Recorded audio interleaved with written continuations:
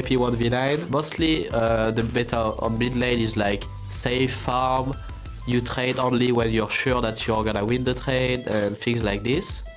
But Pepe plays super aggressive and yeah, if you're not used to that, you might get killed. So.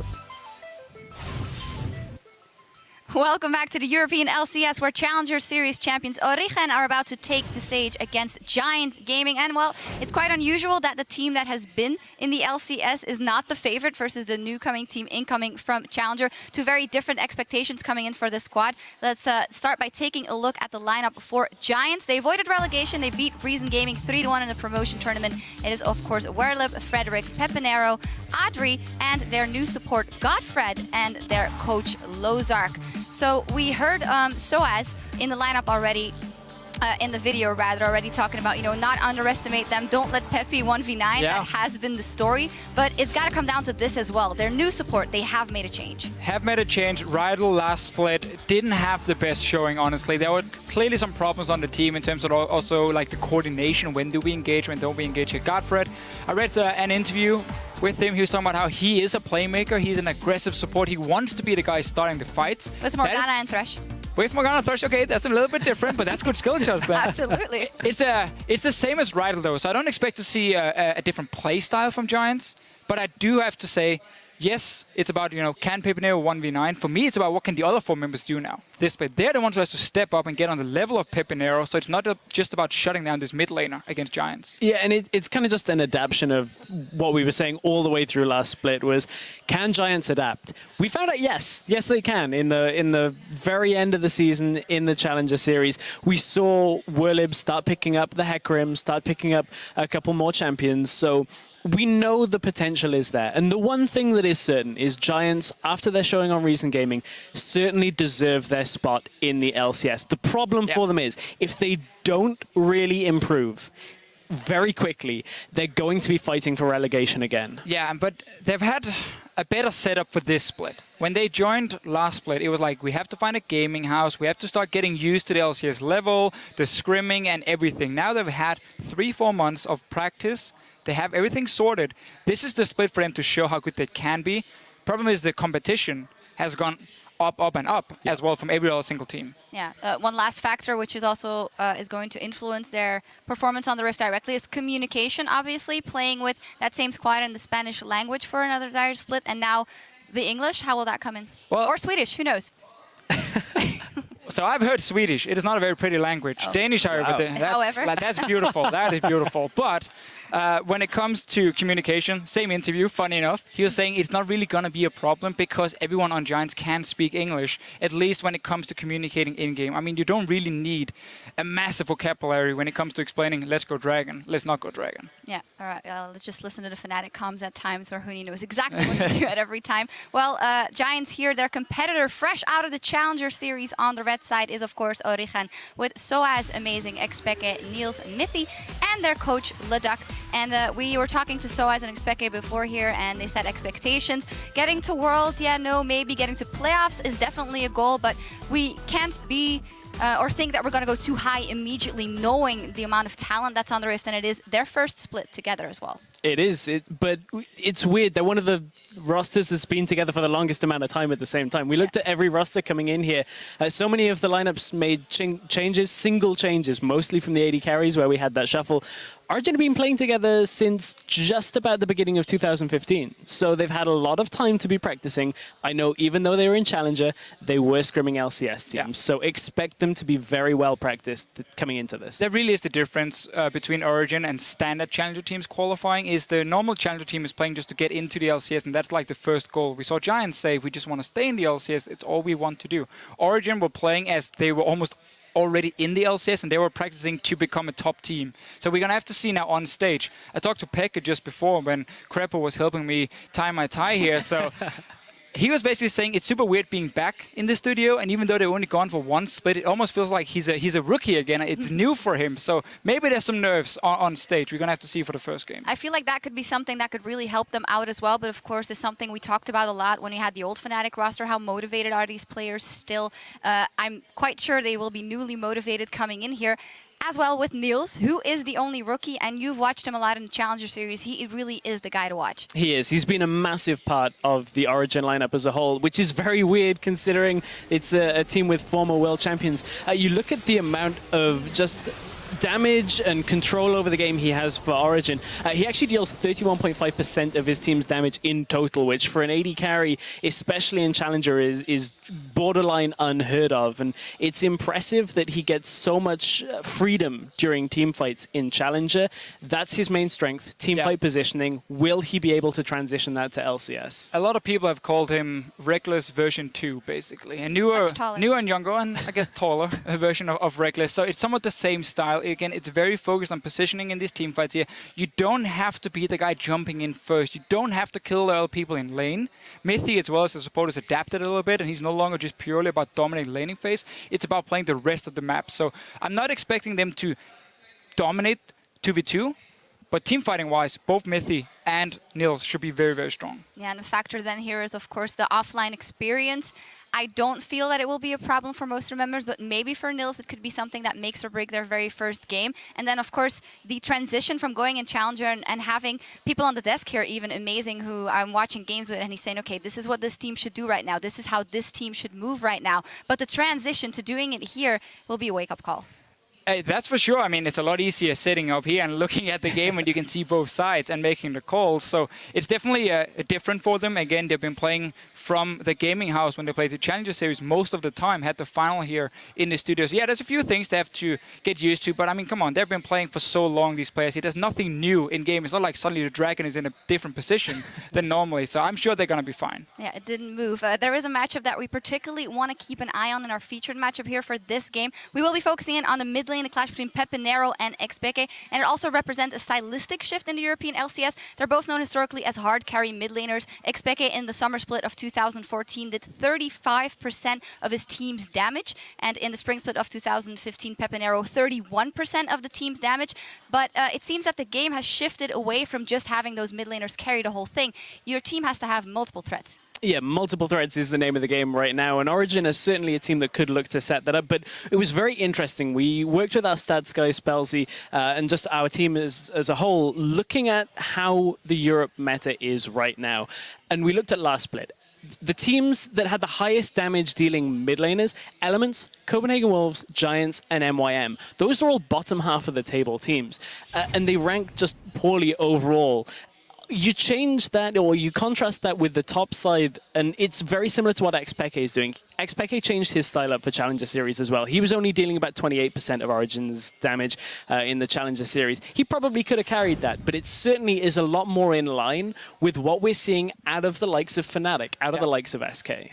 It's just the way the current meta is, and because the game keeps evolving here, if you have a mid laner who needs to be the carry, it also locks you on very specific champions you can play, and that becomes very predictable in the way you play. So definitely for Giants, we keep saying it, it's about what can the other four guys do around Pepinero. Can they step up, become LCS level every single game they play, and then suddenly the lineup can look very solid. But as long as there's only Pepinero running the show, it's tough for Giants to win games. Yeah, absolutely. But knowing the fact that we saw them doing different things at the end and re-qualifying should be good for them as well. Someone we haven't touched on particularly is Amazing. I just mentioned him once, and when we talk about multiple threat team, Amazing is definitely someone who's stepped up in the Challenger Series to kind of carry games on its own. Certainly. He was seemed to always be in the right place at the right time, bar one or two games perhaps where Origin did struggle. That's one thing to note. Everybody with big expectations, Origin still struggled in a game here or there, so they're certainly nowhere near a guaranteed top half of the tables finish. But they're also just a team which is honestly impossible to predict. Like, how do we rank a team that's been winning almost every single game in the Challenger Series? We don't know what the scrim results have been, and they tend to not even matter when it comes to playing on stage. And we haven't seen them in some time, and that's like against LCS competition, obviously. So I'm really looking forward to see what they can bring.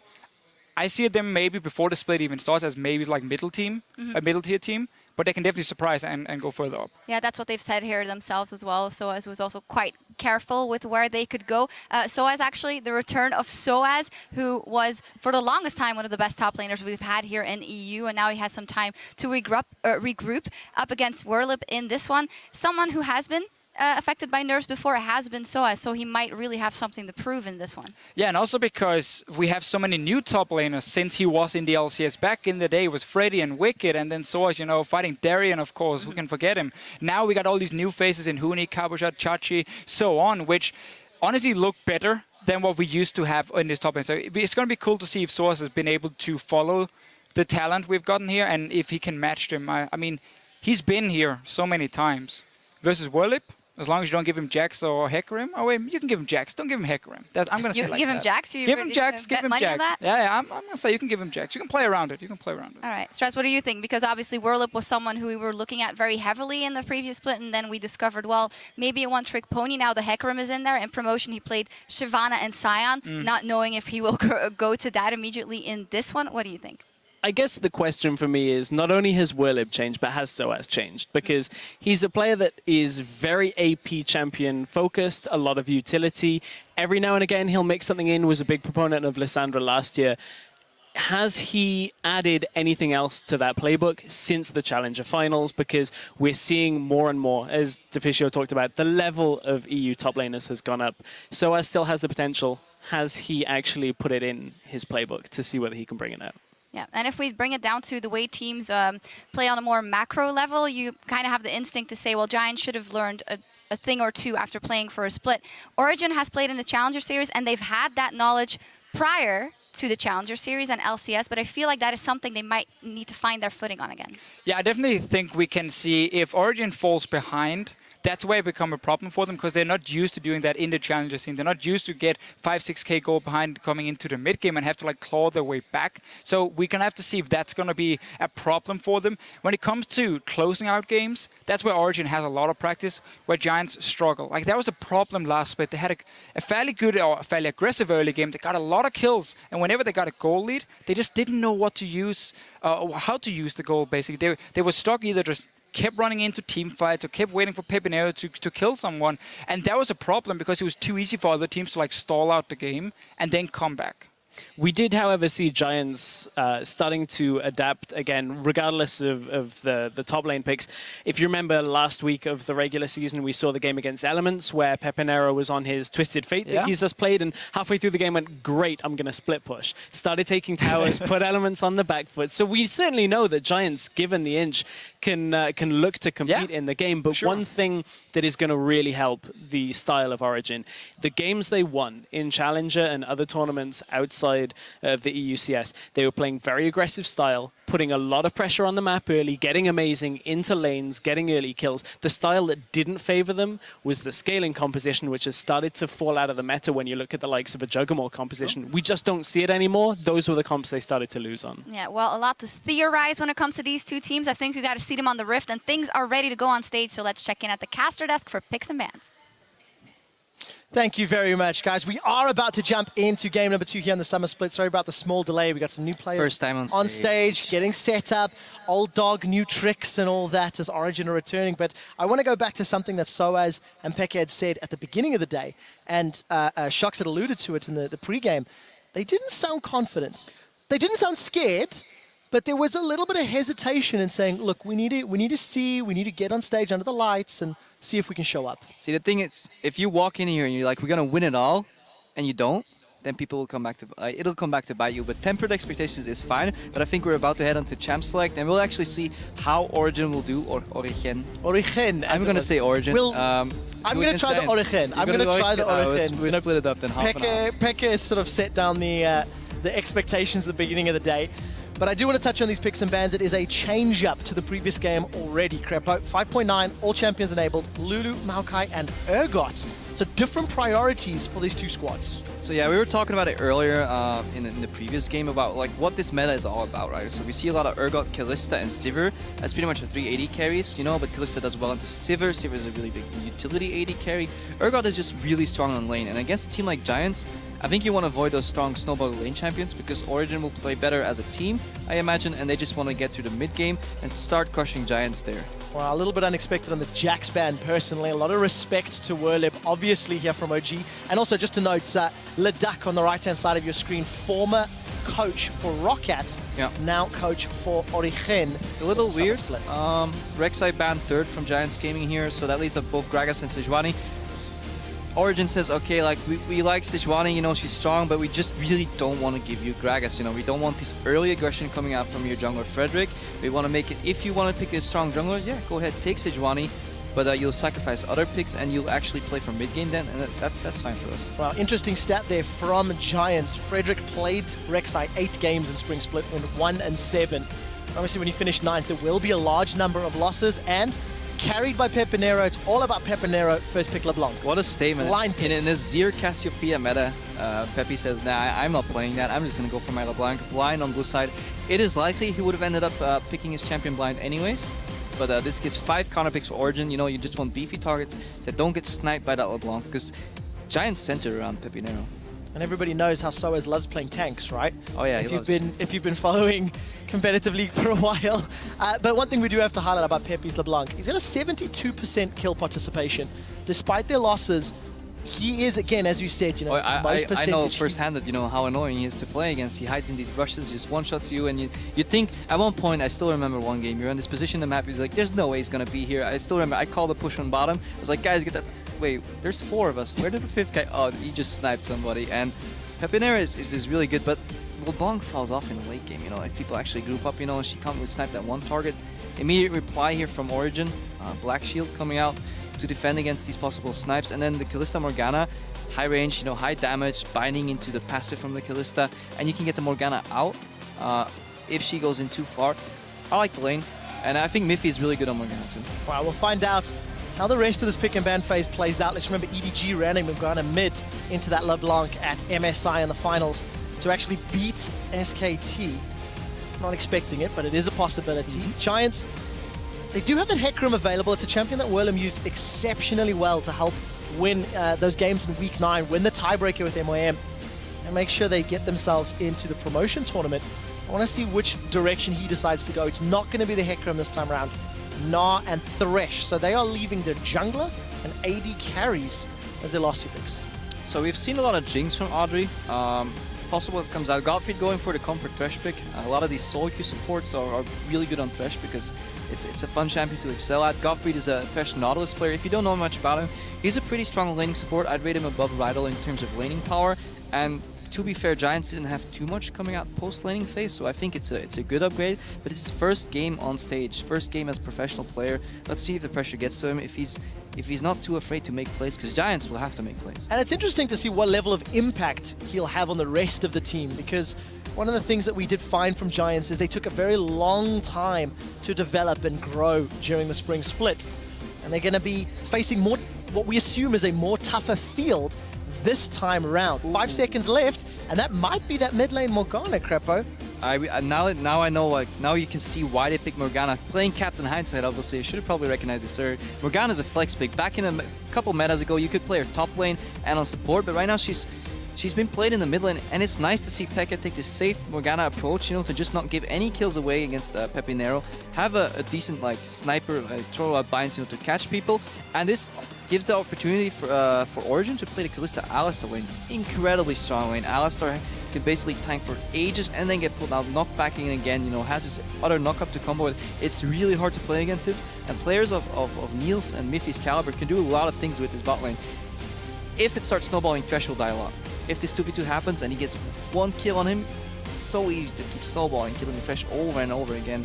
And Audrey, he's looking at Ashe, and this is a scary team. I was going to say, I don't like Ashe into Morgana, Rumble, Alistar, Kalista, but Giants, they're the ones playing, and Audrey has got a number of matches under his belt. So a couple seconds left on the clock here. Godfred will be locking in the jungle pick for Frederick. It is the Sejuani you expected much later into the draft. And the immobile Ashe for Audrey. A lot of pressure on this guy's positioning. Yeah, and just a lot of pressure on Pekka too. If he ends up playing that Morgana, which is almost guaranteed at this point, he will have to land clutch Black Shields because he can block the arrow, he can block the Sejuani engage, he can block hooks, he can block damage from Pepinero. He can land some really clutch Black Shields here, and it's going to pretty much negate everything Giants is doing. And if you look back at the draft, the first ban Lulu indicated kind of for Origin, I think, that the Giants was going for LeBlanc. And I really want to stress how nice this flex pick Morgana is, because You know, Lulu's out. That's the counter to LeBlanc. Usually, pick Morgana, and Origin completes their draft with Evelyn. They're going EDG style. So again, mid lane Morgana, you've got the jungle Evelyn. We actually just casted an Evelyn jungle game from the LPL this week, and you know, let's see what Origin can do with it. You know, back in the day when Amazing had 3 junglers out, he went for the Volibear. This time he opts for the Evelyn, hopefully with a slightly greater success. But I like it. He has to tap into what the Fisher called, you know, the tier 2 or the tier 1.5 of junglers. And I think Evelyn is good because it's good against unorganized teams because, one, they're not used to playing against it, and it's really hard to play against it because a good Evelyn, guys, she wants to flank. She wants to basically use her invisibility to get into positions where you don't expect the jungler to be, and then start the fight with an AoE ultimate and start flanking. If she catches the Ashe out and Origin can like pile on that with a Rumble ulti or an Alistar flank in addition to it, that's gonna get messy then. So Giants will have to really ward their flanks, find pink wards on their flanks, and then deep ward with wards in enemy jungle to somehow spot that Evelyn. Because if you don't see her, she can start a snowball on the bot lane, for example. She can start a snowball on the top lane. Rumble can get out of control. A lot of options here for Origin to snowball, but if it comes to team fighting, Sejuani can be very destructive. She can be destructive and she can be useless depending on how well you land those ultimates. There are your teams. Godfred's first time on the big stage. Neil's first time since qualifying for the LCS on the big stage. Let us know, guys. Hashtag GIA win, hashtag OG win. Battle in the middle lane. It's 2 Spaniards, Pepinero and Xpeke, and it's LeBlanc into Morgana. It's going to be an interesting one to keep our eyes on. Relatively squishy targets still on the side of Origin. The only tank that you could say like this guy is actually tanky is Miffy on Alistar, and like that ulti will eventually wear off. So we'll see if Pepinero finds some of these juicy targets that he really likes. But I think Peke he's smart of a mid laner. He's seen so many metagames come and go. He should be able to hold his own in mid lane. Well, if nothing else, OG have come out the gates with, I don't want to say a surprise because it's not really a surprise, but a little unexpected in terms of their team composition. One would almost say a hidden pick. And the invisible strat is the most successful potentially. And they spot Giants moving in and immediately they collapse, they react to the invade. This is why 5-man's invades are very dangerous because it allows the other team to either react and put all their 5 people, you know, around you or deep ward. Right now, Giants, they don't know if Origin is deep warding the enemy jungler or if they're just setting up a bait. The tension is palpable, but nobody from Giants has moved yet. There is the ward just in front of Baron Buck. I think they got spotted though when we saw the pinks come out, so no action happening really. Amazing scouting. Let's see if we get a normal lane. Giants wants to dodge this matchup, by the way. Ash Thresh is not fun to play into. I think Kalista Alistar if played well. Well, Pepinero just in the right place at the right time. Reveals OG, and that means no action ensues despite the tension. So let's see how the lane's set up. The deep wards all the way to the top half of the map there in favor of Giants. This gives you mind games on so many levels, you know, people basing left and right. So I'm not gonna join the mind games. I'm just gonna see what happens and commentate on it that way. Copping out already. Copping out already. Well, we'll see how this works out. So is obviously revealed by that ward. Giants with a little bit more information to work with. It looks like they're not actually going to be opting themselves into the lane swap. No, Soaz was headed up top. Now, playing this lane out from level 1, Kalista Alistar is a lot weaker than Ash Thresh, so Ash is pretty much a poke champion, so she can definitely, like, they want to try and poke out, use a double range to get them out of the lane, but we'll watch that later. At the moment, we're watching Pepinero put some pressure on Peke, but a good binding. Yeah, well, good prediction. Expecting that distortion. Ends up being a relatively even trade, but no flask here for Pepe in the middle lane. Maybe expecting a little bit of a safer lane. The last time I saw this matchup played, actually, Morgana started pool, I think it was in China, and immediately pushed into LeBlanc, and second level skill Black Shield, and just kept pushing him over and over and over, not giving him the freedom to actually poke back. Then you don't require to land those counter bindings, right? You just play push. But Peke feels safer getting pushed in, and he relies on his skill shot accuracy to play the matchup that way. Let's see if he has that for him. Well, 1 for 1 so far. Off to a good start, as we do see Amazing go a little low in his jungle.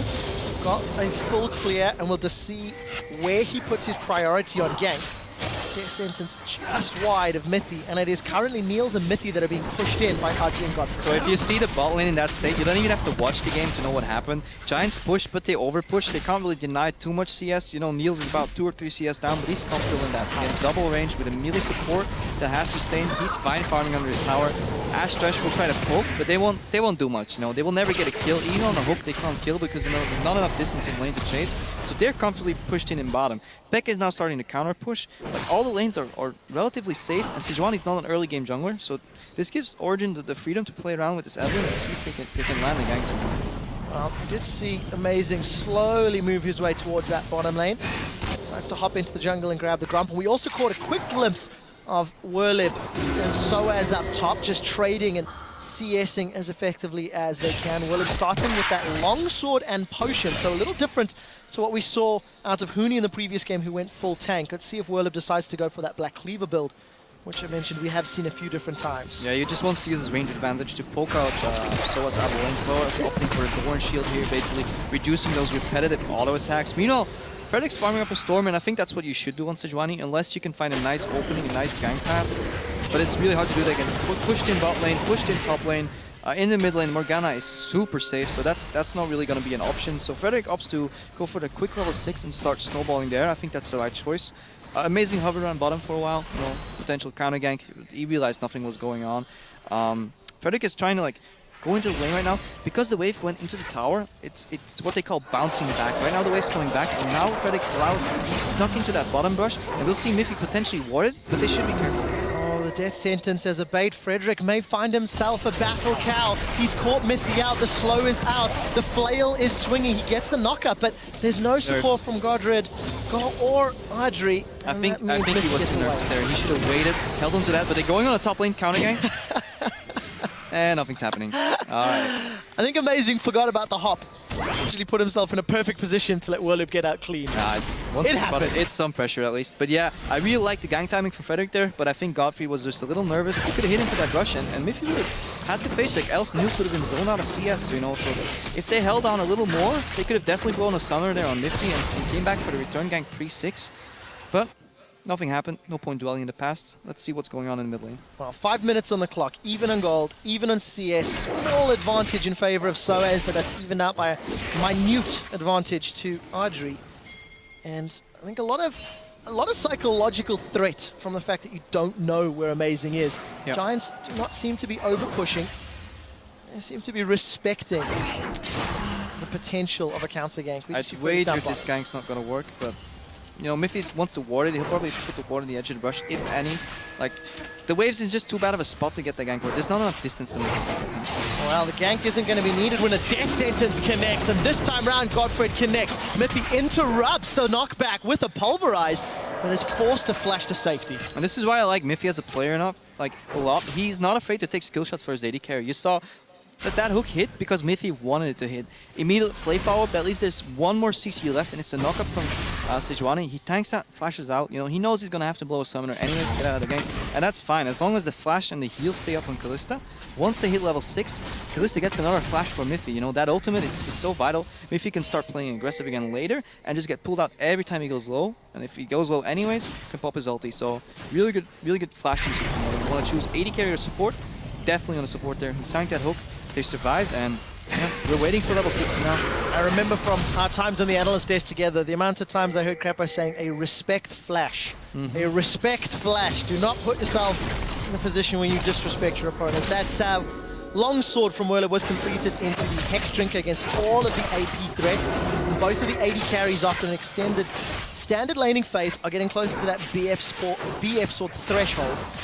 Yeah, exactly. If you're new to watching bot lane, 55 CS on a good CS level just means a BF sword and maybe 1 or 2 potions. So both of them are looking to back. You'll see who gets the most ideal push. Very often, if you get an ideal base timing, that will get snowballed into a dragon maybe. Maybe we see Origin here picking up a dragon later, but for now, like, not much is going to happen. They might go for the full BF pickaxe on the Ashe. That's actually more advantageous because Kalista wants to build slightly differently. So the BF pickaxe timing might even be better. Both of these teams showing their opponents a lot of respect. We've not seen any real attempts there.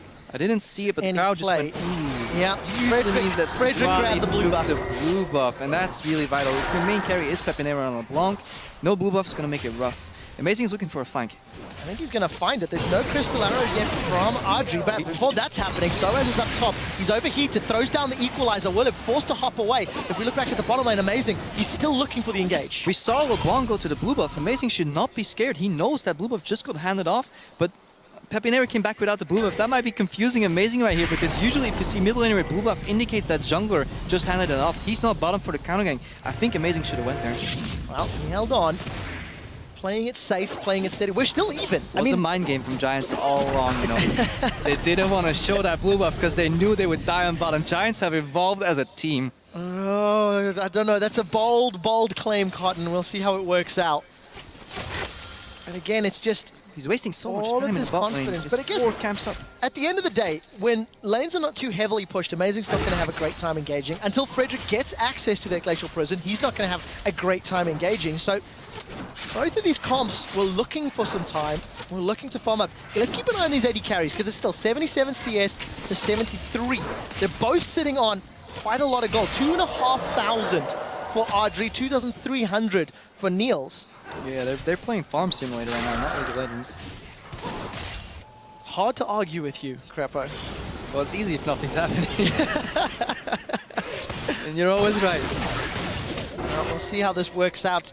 Once the items start getting picked up, how do these dual lanes start impacting once we see BF swords and pickaxes if Frederick opts to hold on to that Glacial Prison? So what Frederick's doing now is expecting Amazing to do what he did earlier. He wants Amazing to randomly show up for a flank and then counter gank. And this is the exact reason that Amazing didn't go earlier. Even though he could deduce the information, you know, that Frederick wasn't there, this is why you're scared. If you engage first with Eve, get counter Glacial Prison, you know, it's over for you. So both teams playing with a lot of respect, and it's expectable. First game of the season.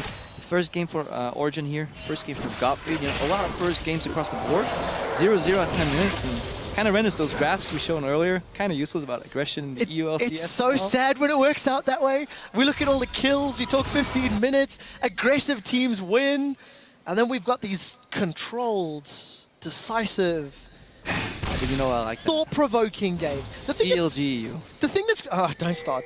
The thing that's great about it, though, is it does show you a lot of insight into teams' mindsets. They don't want to give out, they don't want to do risky things. They don't want to go over-aggressive. They don't want to put themselves in bad situations. But we do see OG taking advantage of the back timing from Audrey to go for Yeah, that's exactly what I said earlier. Once somebody cops out of that lane, you know, once that item spike first, you can just run to Dragon and take it down because your base damage is so high, you don't even need items to take it. 4-man Dragon. The wave went into the bottom, so there's no freeze. Nothing lost for Giants. That wave will bounce back beautifully. They can pick that up. BF Sword, Boots 2, and Kalista. Really, really good pickup for Origin here. So a few items across the board. We don't have a whole lot else to look at for the moment. Sork Shoes as well as Abyssal for Pekka. We do see Pepe trying to roam, looking for a target. If he finds Amazing, he might kill Amazing. Morello Nomicon is already completed, but look at the bottom. You can see Frederick's in lane. This is going to be a 2v2, and we can see the roam from Godfred. Amazing has been caught up, but the chains do not connect. Frederick has held on to his prison. If any target is available, he might opt. And these are such interesting situations to read. So Pepinero moves for his signature mid to top roam, hides in the bush. He sees Soaz back off. That indicates that Origin is aware, or that Giants is aware that Origin is aware of the gank, you know, but he doesn't go all the way to the top lane. He just stays there, see how Soaz reacts. Then he can actually figure out where the ward is, you know, because if Soaz immediately goes back, he knows he's on a ward, but he wasn't on a ward, so he waited for Amazing to foul and try and get him out there. Really, really good play by Pepinero though. He knew if he went to the top gank, it wouldn't work, so he hovered, he tried to make a pick. Well, you see Pepinero with a good trade onto the 0-mana Pekka. 10 CS advantage in this matchup, somewhat expected. And obviously Pekka just going to keep doing what he can under the tower before he decides to back as well. Frederick now feeling confident as he's starting to move into Origin's jungle. 12.5 minutes, Mitch. Only a dragon. I want to see a first blood for Origin. The longest first blood of Spring Split was around 23-24 minutes, if memory serves correctly. Let's see how long Giants can push it. They're halfway there. Now, I didn't quite see it, but I think Amazing took a second blue buff to get back the XP lost by camping bottom. But they're going on the bot lane here. Audi gets caught. No, respect flash. That's a flash away, but an instant flash into Pulverize and headbutt. The Lantern pulls Audrey backwards. The Enchanted Arrow stops Niels for a second, but that's first blood to the newcomer on the stage. Here comes Whirlip. He slams them against the wall. They get frozen by the prison, and that's 2 kills to Giants. But there was a reply teleport from Soaz. He's put down the equalizer, 2v3, and the Giants are low. Soaz is looking for more, but he's overheated, and he's not able to turn that one around. So first blood to Niels, reply kill to Whirlip, and all of a sudden we talk about seeing first blood, and it happens. Whirlip's TP was done by the time Soa started channeling his. Both TPs were actually really, even Whirlip was played. If you watch, you know, slightly more organized teams plays, the second that skirmish starts, immediate TP, and that could have meant the fact that like Audrey could have survived that, you know, but we see here, he basically gets caught in the position where even if he flashes, Miffy will flash after him, and then the Lantern is not enough because Kalista can E or just slow him down and just the Ignite takes down. But he knocks it onto the Lantern. It's like, here you go, sir, take your risk. Cheerio, mate. And there's those teleports. Yeah, but watch the teleport. That teleport's out, and now Soaz is only channeling all the way in the back. There's no wards. Really good ulti by Frederick. Gotta commend him for that. And yeah, they take down Miffy almost, but this is where Soaz, he's not in the fight, you know, he doesn't want to join, but he does a safety equalizer just to get Miffy out of there. And Gottfried even has to blow his flash. So 1 for 1, teleport's blown as well, so no advantage in that direction. With the forced back timings, we do see some more items. We'll touch on that. Pepinero looking for Niels. He didn't find a target. Amazing, however, has found Godfrey. Gonna keep running him down with those hate spikes. Soaz does not have equalizer for a few more seconds. The Lantern pulls Audrey backwards, but the Pulverize knocks them both up. That's another kill to Origin. Amazing's on the board. The Flame Spitter puts Soaz on the board. 3 kills for the newcomers to the LCS, and they've got an uncontested tower to put damage down. And do usher Frederick away. Shows a lot of faith from Origin to leave your Kalista alone in the top lane against the LeBlanc. Pek is moving up there right now because Pepe wants to make a play. He wants to react to what happened on the bot lane. Let's see if they can bait Pepe in area into being over-aggressive there. But really well-executed fight by Origin, you know, 1 by 1. Giants felt safe, you know, they're like, we got the Lantern, we're out, we're safe. And then basically the flank coming out from Miffy there, really, really solid play. And no cross-map objective from Giants. And they're 1,000 gold behind now. Well, very well played from Miffy indeed, as we do see Whirlip as well as Frederick in this middle lane, but Miffy is a little bit out of position. He's actually knocked Whirlip back. We do see Niels has joined the party. Whirlip with a defensive a knock-up from the Fate's Call, and now Whirlip is chunked down from the Ren. The Ash Arrow comes out, it does land onto Miffy. He's going to be falling to very prey in a second. No, he's still alive! He manages to headbutt the minion to survive! The minion Jackson to get out. He managed to get that one out! That was fantastic play from Miffy, 0-0-4, and he is showing up on the big stage once more. And the synergy with Niels. Niels pulled Miffy out mid-animation of the Gnar ulti, and he waited with his ulti so long, he made Giants believe that he didn't have it, popped it, and then used the base heal from Alistar to just survive. Meanwhile, Peke, he's dealing with Pepinero because he has that Black Shield, and now Giants lose their tower in the mid lane, and things are falling apart for Giants. Origin is playing, and this is, I just want to highlight, this is Miffy, you know. He likes doing these things, you know, where any other support would pop his ultimate and just be like, alright, I'm safe. No, he's waiting a little more, then pops his ulti. He wants to bait people into situations where they overextend, and he's just a smart player. Using Alistar to the best of his abilities. We did see him pick... A little close, but it works. And all of a sudden, in just 2 to 3 minutes of gameplay, Origin 2 towers. They secure that dragon from earlier, which is going to respawn in a moment. 2,500 gold lead, and it's Origin almost punishing Giants' play in that mid lane and catching them out of position. They were comfortable waiting for mistakes, and the beauty of this is, like, yes, they have 2 towers, but they gave none away. They have 4 kills, they only gave 1 away, and they have 1 dragon, and they gave none away. They're playing really, really secure League of Legends. They lose their top tower now, it's bound to happen eventually, but Trade for dragon. Yeah, again, you know, they're playing an objective-based gameplay against a team that is notorious for going for a lot of picks and a lot of kills, you know. And this does actually relate back to the story we told at the beginning of the day, where Giants, they make plays, but they don't necessarily measure the cost. So Pepinero is looking for Miffy, gonna decide to peel away. Soaz has got the equalizer available, may use it to cut off Giants on the side lane. He does in fact do that, maybe a little too far away for the rest of Origin to respond. Niels is looking forward. That's a flash into Dark Binding. Audrey catches Soez up, but the Splitter is still burning him away. Agony's Embrace is melting Giants on the side lane. It's a 2-for-1 as the Glacial Prison locks up Origin. A flash away from Godfred. He's trying to survive, and it looks like he will. Frederick is going to face plant into Peke, and that is going to be a 3-for-1 trade in exchange for a tower, as Origin are putting some pressure in the middle. Let's take a trip down memory lane, and remember when both TPs came down in bottom lane? Both of them were still on cooldown. Soas's was on cooldown. That means Werlip's TP was also on cooldown, and that prompted the hyper aggression from Origin here, and the little bit of what they call the wonky equalizer, you know, yeah, it didn't quite hit. The purpose of that equalizer was to slow Giants down, because there was a number advantage for Origin. 5 against 4, they knew they could win the fight if they just found a way to make a fight, you know, and they got the fight. Beautiful flash binding aggressively from Peke on Audrey as well, who I think lost his flash in that earlier fight. So cooldown tracking at the highest level is really important.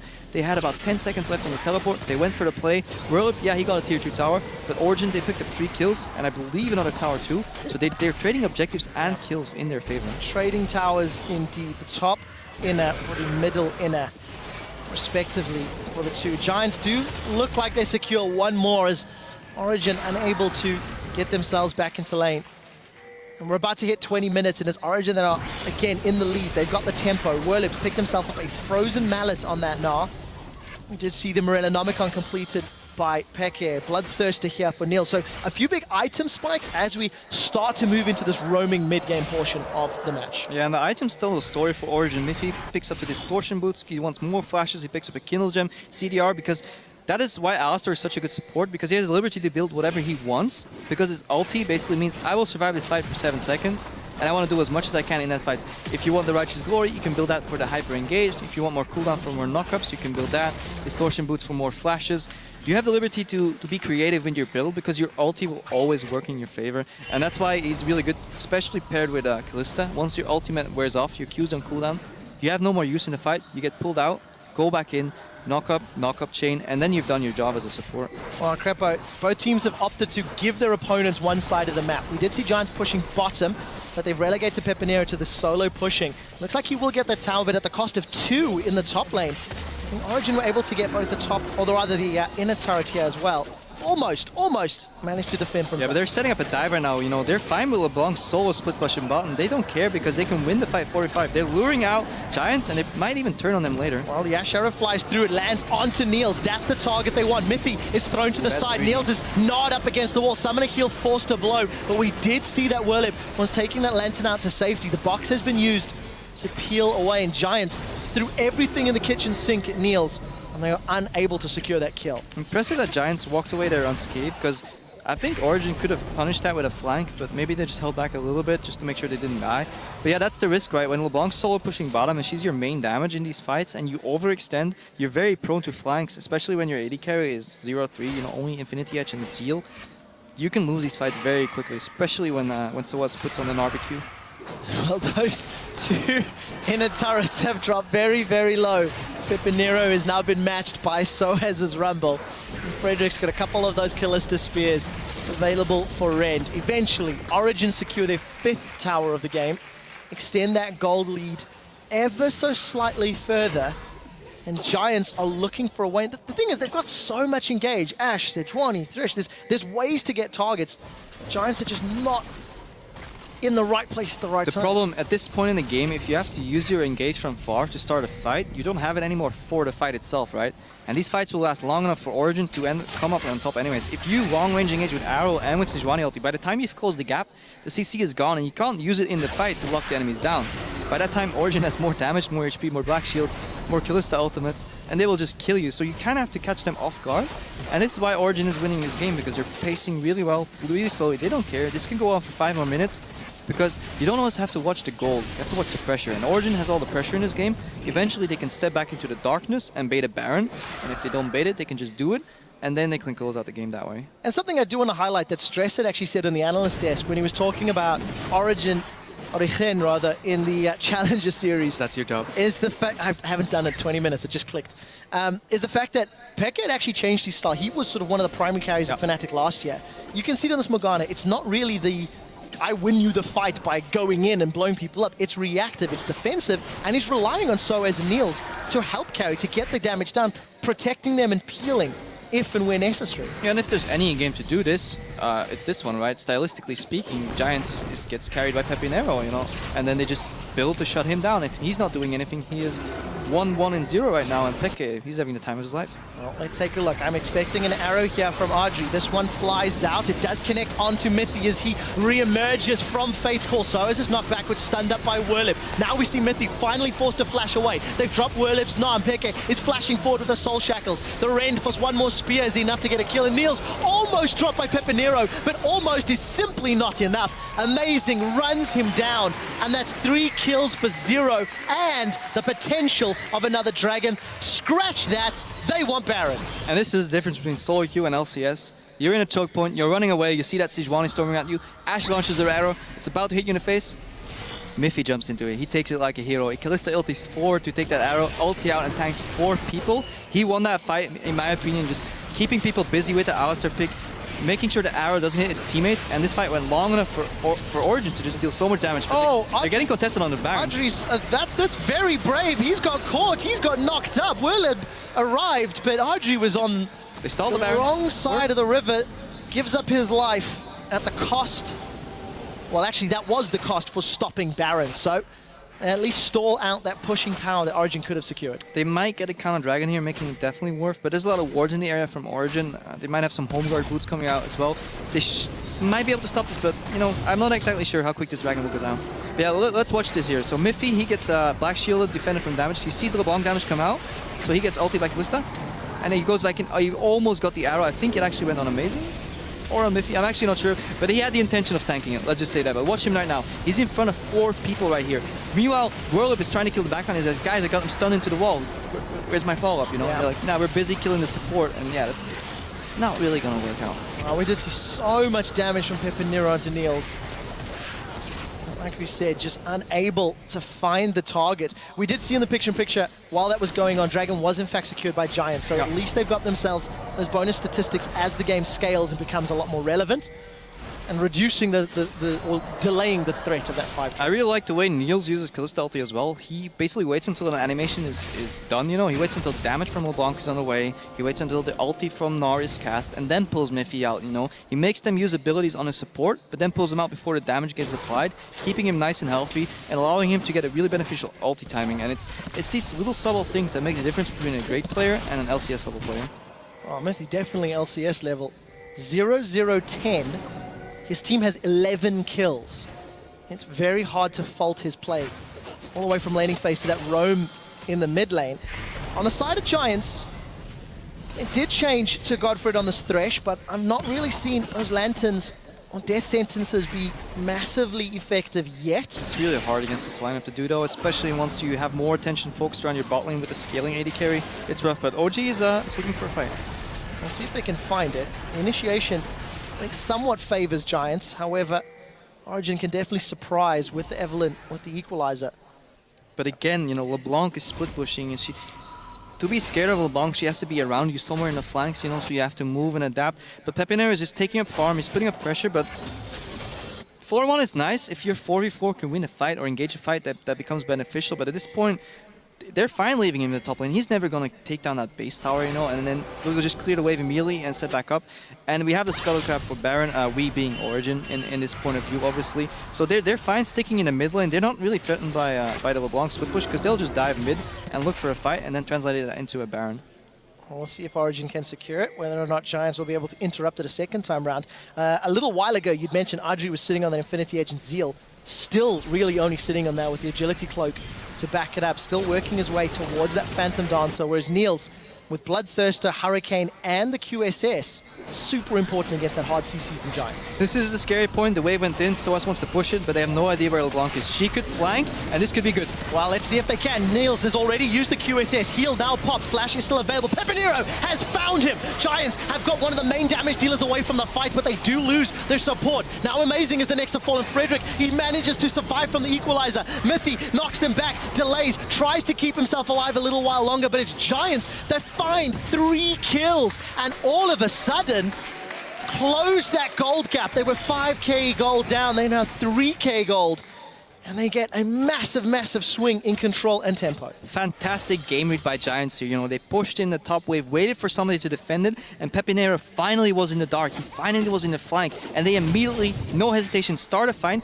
Origin should not be at Baron when in between you and your top laner is a LeBlanc. This is way too greedy, way too dangerous. Just War of the Wild and get out. But look at this, Frederick comes over the wall, double man ulti, you know, Whirlwind is stacking up his rage bar. TP from Soaz comes, but it's too little too late because LeBlanc is flanking, and once the 80 carry is down, she has so much damage. Adri is, for once in these fights, not caught. He's dishing out damage. Godfried sacrifices his life to trade for the jungler, and really good fight from Giants. Impressive indeed for Giants. It's giving them a little breath of hope. It felt like Origin was strangling them out of the map inch by inch, with only Pepinero trying to hold on for dear life. But now all of a sudden, we do see Phantom Dancer, Vamp Scepter picked up, Randuin's Omen for Whirlib. It's a lot of armor and HP against actually, I consider quite a lot of ability power damage. We'll see how we can make that work. Over on the other side, Hourglass with Soaz for a little while. No big item points are picked up. No reaction push from Origin in the mid lane, so Giants is switching things up right now. Instead of sending Pepinero solo right now, they're basically butting up with him, going for the 5-man. They haven't done that in a while, so this might catch Origin off guard. And they're kind of afraid to 5-man push in middle here because they're doing a 1-3-1, and with people in your back, it's really dangerous to push in forward with the 3-man squad. Whirlwind still has TP, so he's keeping them busy. So I like the map movement from Giant because they're securing the Baron area, and there's not enough pressure on the bot lane for Giants to be pressured back to bot. So if they can force a bait right now, it could be good. Otherwise, they'll have to pick up that bot lane, wave again, push that out, wait for the pressure. So that's again 2 minutes from now. They can start doing the same thing. Now they'll have to fix their bot lane. We're in for another very, very important game of guess the right direction. Yeah, it's a chain of events, right? You move somebody to the bot, that opens like a gap for the other team to walk in the top side. It's cross-map objectives. This is all what League of Legends is about, and wave control right now. So you see Pepinero ping. He's doing the mirror of what he did earlier on top lane. He's going to do it on bot lane right now. The problem is he can't flank in the back to get to the team around Baron right now. He's all the way at the other side of the map. This makes it a lot trickier, and it could prompt a Baron rush from Origin in full vision to basically bait Giants into a fight they can't win, but they have to take it anyways because they don't want to lose the Baron. They could also start playing around Dragon, but I think 1 Dragon, 2 Dragons, it's easier for Origin to now. They see LeBlanc on the bottom, or they will see her, immediately move into the Dragon area, the Baron area rather, and then just take that and control that. So let's see if Origin agree with that strategy, Trevo. Hey, I'm on this desk for a reason. 30 minutes. I'd be wrong. 10 seconds until this Dragon spawns. They've actually pushed their way down. They did briefly catch a glimpse of Pepinero. They will be spotted out by that reworked Hawk shot. And we see ourselves in a position where Pepe's flanking again. He's doing the same thing on the other side of the map because of the Dragon timing, and Origin's buying into it. All right, let's see what they can do. Pepe's got caught out. He lands a dog binding, and instantly Pepinero is down. 5v4 now, as we see Frederick on the retreat. Glacial Prison has been used, and Whirlwind has got not a lot of options to throw down that Gnar. He does hold on to it for a while, knocks him into free space. There's no stun. The Ash Arrow finally, but again, it's too little and too late. And Origin, they just instantly win the fight by taking out Pepinero with a great Dark Binding. Yeah, you don't fool Peck it twice, you know, seasoned mid laner. He saw it once, he's like, all right, I think Pepe's gonna try this again. Very, very telegraphed play from Giants, and, you know, at that point it becomes a skill matchup, you know. Pepinero has to dodge that binding and still find a way to get his damage across. Didn't happen, and that means immediate fight over. If your flank fails, if one of your sides gets taken out, you're playing 5v4 immediately, or worse, you know, 5v3, and you lose the fight immediately. And we did see Audrey and Godfrey trying to take a dragon, but they were pushed away by the threat of Mythi and Soaz. 3-man Origin squad secure the first Baron of the game. Dragon is still left standing. I really like the way Origin is moving their resources around. They could have went for the safe 5-man Baron, but they know the game well enough that 3 people is enough. They know that there's 2 people left on Giants that might actually want to take that dragon. They don't want to give Giants a free dragon, so they keep a couple people around to stop them. They take the free Baron, move to the dragon, and start snowballing the objective game again. They've only given away 5 kills to Giants, and only 2 to Pepinero, so fantastic play from Origin. On the side of Niels, he did not have enough lifesteal. Got himself a Blade of the Rune, King now. Even more attack speed, even more tank sustain, if you like, to keep himself up to these fights. So Dragon is up. Look at the positioning from Giants. They do not have Pepe. He's up in the top lane. Audrey was bottom, but he's on his way up to the jungle, and Giants, I think, wisely back away do not overcommit without the primary damage dealer being so far away. It's one big deja vu, right? Just Pepinera split pushing over and over, and his team basically just watching him almost. You know, sitting in the mid lane, sitting on the bot lane, hovering around a tier 2. You know, they pull the trigger when they have a flank, but Origin now knows about that game plan. No versatility. They're down 5,000 gold. Baron buff. It's looking pretty grim because Origin is playing pretty collected. That means they should use this Baron buff to take at least down 2 towers. There's only 1 tier 2 left, which means likely a base tower will fall, and then they can start snowballing, unless Pepinero makes a pick. Well, let's see whether or not he can find a target. Distortion's up, and I pop the black shield from Peke with all that MR as well. And we did see Peke surviving the trade. So, Baron empowered minions on the bottom lane. Mythy going to get caught by those ethereal chains. As Amazing is looking to set up a flank. Soaz has put on a very early equalizer. This could be just distraction while they secure the tower. 3 members of Origin flowing forward. The Glacial Prison does absolutely nothing. Niels is able to scare away Frederick as he flashes over the wall. So tower secured and a lot of initiation tools all used. No box, no arrow, no prison, no Gnar ultimate, and Origin can set up on the inhibitor turrets. Yeah, in addition, the Giants members are low, so even if the fight breaks out, they're likely to just die in this fight. But they don't want to give up this inhibitor because it's snowball the game. But they have no choice. Adri gets bound. Oh, he hasn't managed to get taken out just yet. Mythy gets pulled backwards once again by Niels, pulling the Fate's Call button. They're onto the inhibitor. Willip gets knocked up. Mega Gnar is getting close to popping, but he's already used the active portion of it. And Origin just executes the tower push fantastically. The only cost was Soaz's life, but they got super minions in the bottom lane and pushed Giants all the way away. And this is the exact reason that the casters always harp on the fact that tier 2 towers are likely to be lost in a Baron scenario. You just don't have the time or the space to defend them because those Baron creeps are so tough to deal with. At the same time, you're so vulnerable to flanks. On your left side on that bottom tier 2, you don't have a wall protecting you like you do in your base, right? And basically it just invites Eve to flank, the equalizer comes down, and at that point, Giants using their engage tools as disengage. And once you're forced to do that, you're very likely to start losing that fight. And they did. And they did indeed. Well, let's take a quick look again at those items. I like to keep an eye on Adri because on that sort of scaling ADC, we're 35 minutes in, still looking to complete his 3rd item. He's too far behind the curve, you know. Like, what do you do in this situation? You can't fault him for it at this point. You know, he wants more damage, doesn't have he wants more life still to stay alive, but then he doesn't have a Lost Whisper. He wants more gold, but he's not gonna get it at this point. He's basically choked out of gold. Pepinera's taken up all the farm, but Pekka's Black Shield, you saw it. 200 HP maybe he lost with a Black Shield on a combo from LeBlanc. It's looking pretty grim. Well, we'll see whether or not Giants can dig deep enough. Super minions down at the bottom. No Baron, but I don't know if Origin even need it. They connect with the Dark Binding onto Frederick. Glacial Prison is available, but they're not stacking up just yet. There goes Pepinera from the side lane, unable to get his burst down onto a target. Right, Godfred connects with the Death Sentence and nobody follows it up. Mega Gnar is available, Flash is not. Willip's got a lot of distance to cover.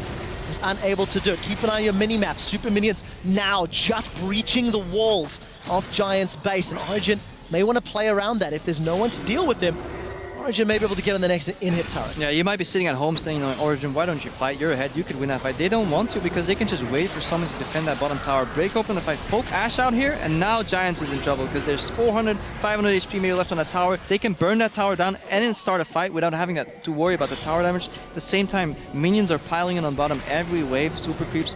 Amazing's looking out for the LeBlanc flank. Well, we do see Pepinera lands right in his head. Mythy flashes forward, gets the knock-up, headbutts him backwards. Amazing may go down. The Ignite is burning. We did see the inhibitor turret falling. Amazing was killed by Ignite, but Godfred is traded in return. Ashe Arrow connects there onto Niels, but it simply does not matter. Frederick is killed on the front line as another inhibitor now falls. Origin have taken out super minions, inhibitors in the top and the bottom lane. 3 members of Giants are down for another 30 seconds, and they're committing to the Nexus turrets. This is going to be the final push. Yeah, good resource management while there from Origin. They basically know that they can put 2 people on Peppy and still win the remaining fight 3v4 because they're so far ahead. Nice fight, clean execution, only 7 kills, 8 now away, but they're getting the Nexus and they're taking a first game in the European LCS. Origin are on the board, taking down Giants in 37 minutes. Within 5.5 minutes of that Baron, they were able to close the game out, really showing how important it is to secure that objective. Slow and steady wins the race. Well, not according to the graph. slow and steady wins the race. I think when you play against Giants with this type of composition, you know, all centered on the LeBlanc pick, you saw it. They ban out Lu, telegraphing the LeBlanc pick. I actually picked up on it a little late, but Origin were prepared. You know, flex pick Morgana, I think really the cornerstone of this pick and bans. Beautiful execution. I think Amazing could have spent this time a little better, you know, focusing on the tiny negatives. Wasted a lot of time, but at the same time, they were sure they weren't going to get ganked, and they played secure, and I think that's a nice approach against a team like Giants. They made one mistake where they got flanked, and they learned from it, and that's what I like seeing. Teams that are adaptive, they know what an enemy team is planning, and then they react to it the second time. Strong showing from Origin. Well, we'll have to see if they can keep that one up. Giants, of course, were the 9th place team from the spring split, and while you have to give credit, Origin were in control the entirety of the game. Yeah. We'll need to see if they can up the level and if they can keep surprising, because this was a team composition I was not expecting from this particular squad, but it does still play to the style that they had with Soaz and Niels being some of the primary carries from the Challenger Series. 0-2-16 on Miffy. I like that a lot. You know, 16 assists out of a total of 18 kills in his first game on the LCS. And Miffy, if you don't know his history, he used to be a very lane-dominant player. You know, he was one of the few supports in Europe that actually traded aggressively really well in the times that Zyra was viable, because he's such a nimble player. He would just trade aggressively and rely on his skill to sidestep your skill shots, and then win the trade that way, you know, forgive an Esk almost, if you can compare it to an AD carry. I'm not sure if he's still on the same level. He played really secure. When talking to him, he basically tells me, I don't care about laning anymore. It's all about roaming, you know, team play. But he played a really mean Alistar, really good synergy with Niels, and I want to see how this bot lane pairs up. I completely agree. I completely agree. Watching the Kalista Alistar and seeing the timings on those Fates calls and seeing the interaction between the two of them as well as their respective opponents, it felt just so well practiced. It felt like there was no pressure on their shoulders. They were making calculated decisions, and I want to see if they can keep that up against some of the, dare I say, stronger players that we've seen from the rest of the LCS, stronger bot lanes or stronger mid lanes, or guys who can challenge them on their positioning a little bit more, because Giants only really found one weakness in Origin's map positioning.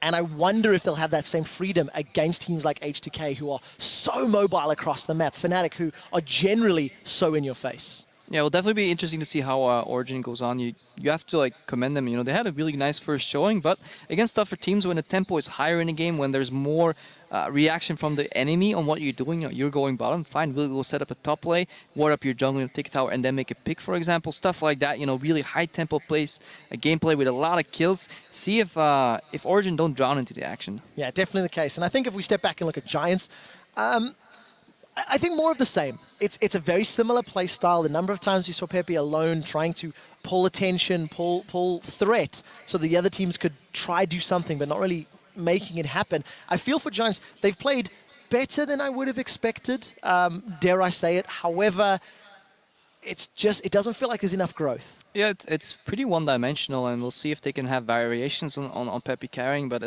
as this season goes on and the meta stays somewhere in the same champion picks, these drafts are really going to be really important for the other teams playing Giants, because they can learn from it, right? Now we see what Giants wanted to do with this draft. First pick LeBlanc on their main carry player. You know, it's pretty telegraphed. The entire game, you know, yeah, they went split pushing, they went for the trap collapse, you know, with the flank. People can learn from this, and I wonder if there's versatility coming out from Giants. However, season just started, new support, you know, he might bring in fresh IDs, honeymoon phase and all, so we'll see. And 2 for 2 on Ashe. Europe with AD carries has actually usually been a little different this year, at least, to some of the other regions. You know, gone now, so. A little late to pick up Sivir in some cases and favoring some of the others. What's your take on Ashe thus far, 5.9? Initially, my reaction playing against her in solo queue was she's very immobile and you can exploit that, but the LCS level is obviously higher and people work on their weaknesses. You saw Fnatic put resources around Reckless when he was on Ashe to get him through the tough early game. I think you can really exploit her immobility and just keep on killing her. And once she falls behind the curve, like you saw with Audrey, it gets really difficult, but time will tell. Well, we'll find out if Ashe continues to get played today. We have 3 more games. Before we get to them, we're going to throw it over to the analyst desk, where Shox is joined by a few members of Origin.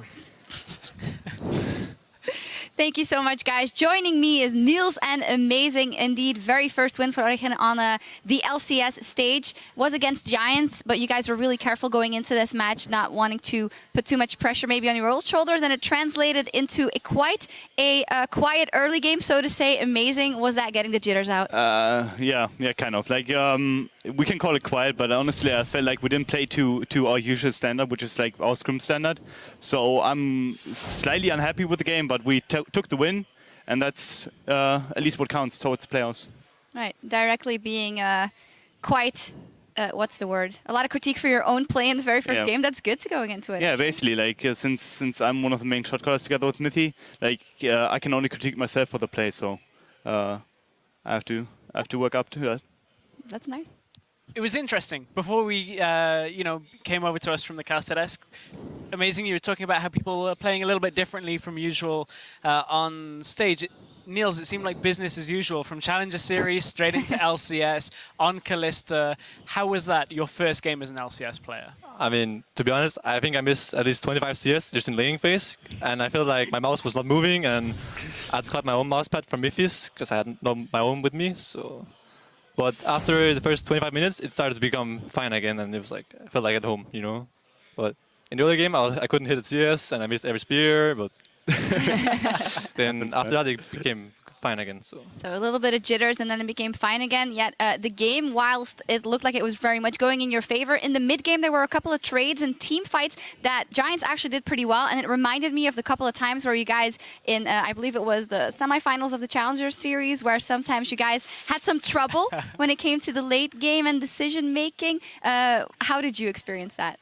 Yeah, you can see the parallels a bit. Like we had a bit of Langitas coming in, and we kind of let them come back into the game where we shouldn't have, and it was due to us not like doing our usual routines, which is basically rotate for every turret, get every Drake, like set up for everything properly. We were scared to kind of fishing into pink boards because we gave LeBlanc maybe too much respect, or Pepinero too much respect, which we shouldn't, and I guess that was it. But I hope we can adapt tomorrow, at least. Yeah, I think you mean that he did deserve the respect, but you still got to play your own game, of course. Yeah. He didndidn't deserve so much respect, let's put it this way. All right. Like, we shouldn't be scared of him, we should respect him as a player, but we shouldn't be afraid of him. Mm-hmm. I think it was very interesting because Pepinero did in that game basically what he did against Elements at the end of last split, which was they weren't getting the fights they wanted. So he just goes, okay, I'm going to go to the other lanes. I'm going to go top. I'm going to go bot. I'm just going to split push. Yeah. Yes, he got one flank on you, Niels, but I actually want to bring things to a replay that we have here. It was slightly earlier in the game. This was one of the team fights just around the lower river where Giants, maybe this was one of the better setups they could have hoped for. You guys actually engage onto them, and then from here, one thing that we were tracking throughout this entire game was past 20 minutes, where did the Ash arrows land? Only 4 were fired after 20 minutes. At this point, you guys have split and kited back really nicely, and every single time an Ash arrow actually came into fights, of the 4, 2 hit Eve, 2 hit Alistair. That was pretty much perfect from what you guys wanted. I don't believe it actually even locked Mithy down here. From here, it's a really easy re-engage for you guys. After you've seen fights like this happen time and time again, Niels, for you as the AD carry, how do you basically make sure you don't get caught out in these fights? Because look how low you get bursted down. I mean, the arrow hits Alistar, who's in the ult, and then the Sylvania ult hits only one guy. So there's no more spells, and the guy will miss too. So there's not so much stuff except for the blank burst that can kill me. So after the initial like ult, then there's nothing else that can kill me. So I can just go in, have Black Shield too in case. And Alistar is very balanced too. So yeah. Yeah, I mean, on that point, I actually saw, I think it might have been Skara that was tweeting how strong Alistair is right now. So certainly seems the mutual comment from a lot of the players as Definitely is. How did you experience also in this game? Alistair, but still got to be played correctly, and Mithy just seems to be growing and growing, and you guys together as well. Yeah, I mean, Mithy teach me a lot about how to play the game on like a competitive stage and like instead of solo queue, and that helped me a lot during our time together. So I appreciate that, of course. And I think we're going to a strong duo, not only like lane phase, but like outside of the game, how we communicate, how we use Kalista ult, for example. Like after his ult is over, he's kind of like one-shotted, so he tells me to ult him in or ult him out. Yeah. Yeah. One final thing about the game, maybe amazing on Evelynn, something that we've seen risen to popularity again in recent games. Why is it your champion right now? Is it my champion? I mean, for this game at least. Okay, you can tell us game, that. Hashtag Ask Amazing. Okay, that.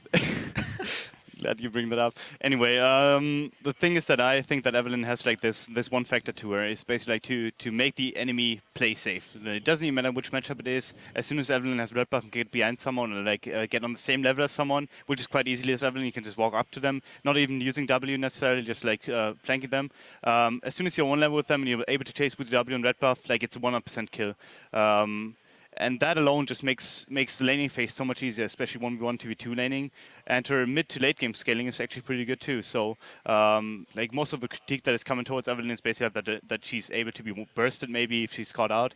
But if you're a smart player, which I hope to be, you shouldn't be caught out and use your strengths correctly. All right, well, you absolutely did. And you guys got that first win on the board. Good job on that. Stepping back from the game, of course, I got to ask you, I had your two colleagues here, so as an Expeke, asking them about expectations going into the season. You know, one making playoffs is on there, not aiming too high. You got to see how things go. Maybe you guys are a bit more vocal or have a different opinion. I think so. Do you want to go? Niels? I mean, I know you think we're the best team in the world, you know, but I just really just want to see how it goes, you know.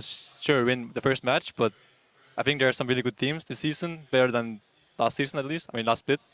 So I just want to see how it goes and hope for the best. Yeah, but with the way you guys know you can play, I mean, playoffs should be something that you should be able to get. Yeah, definitely. For us, like as Pekka already communicated, like playoff is everything basically, and afterwards it's just like a matter of being in the form. Like we saw Unicorns of Love, they had a pretty bad seed to be honest. They had the 5th seed, and they came in and basically got 2nd place in the end because just other teams were not in form. They were so like just play playoffs, be prepared for that, and that's basically the goal there is. Yeah, well, you got to start somewhere, and with one win is a very good start. Congratulations. Great game by you guys. An important note from us, though, for you guys at home. Due to a logistical issue, we will be making a change to the schedule today. Up next, we'll be bringing you the clash between Gambit Gaming and the new roster of Elements. That will be followed by H2K versus Roccat, and then the Copenhagen Wolves versus SK Gaming. A little bit of a shuffle, but the European LCS continues in just a few minutes. You want troll or what? Yeah, I want troll, exactly. Okay. So That's good. and no one else troll and we win, okay?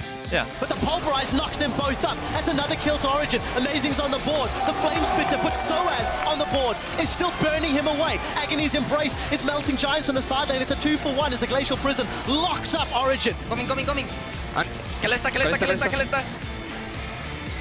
Evelyn. Rumble. Kill leveling. Evelyn. Nice. It was killed by Ignite, but Godfrey is traded in return. Asharo connects there onto Niels, but it simply does not matter. Origin are on the board, taking down Giants.